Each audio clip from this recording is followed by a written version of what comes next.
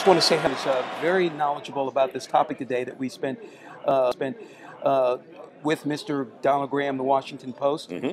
I understand that you are associated with George Washington University's media and actually Public history affairs. as well, Media and Public Affairs. which has a history component as well. Absolutely, and more to the point perhaps, I just finished editing a 6-volume encyclopedia of journalism that covers an awful lot of what we talked about today.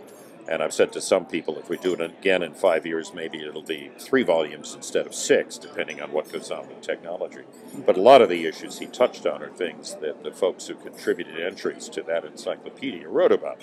What's happening to news media, what's happening to media generally.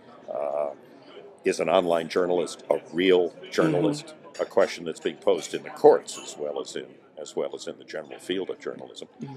And ethics, and how different ethics are or are perceived to be online as opposed to in paper or on the air in broadcasting. And how do you regulate things that when there's blasphemy or some description that's inaccurate of a person, and we call it defamy, defamation of character? Yes. How do you, what recourse do you have against that if you are... Increasingly the same recourse that you would have with any other medium.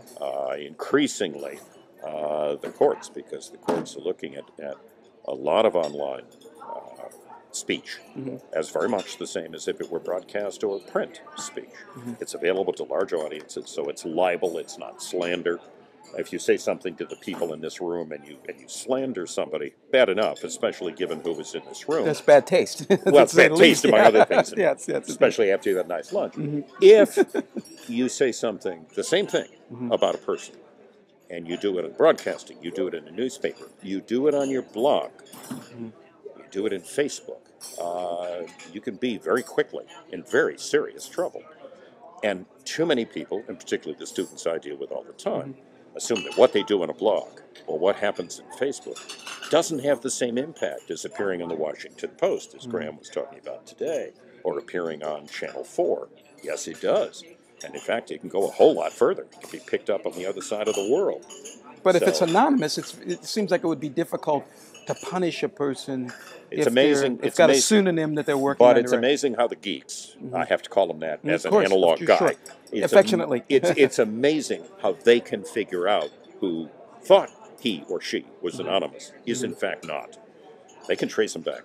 Well, would they have cooperation with, say, YouTube or Google in that case? Because I would assume that YouTube receives requests all the time. Who's that person that wrote this thing? And if there's a very serious legal issue, or there's a very serious issue of something that may happen, yeah, they'll work in cooperation. They'll do it quietly. They don't want to give away privacy and the rights of the people who use their service. But you've got to draw a line somewhere, and I suspect a great deal of this goes on. Notice I said I suspect. You suspect, right, because you're not on the inside on that it probably goes on a good deal, quietly and behind the scenes. Terrorism being the obvious example. Sure. And there I'm sure it's happening.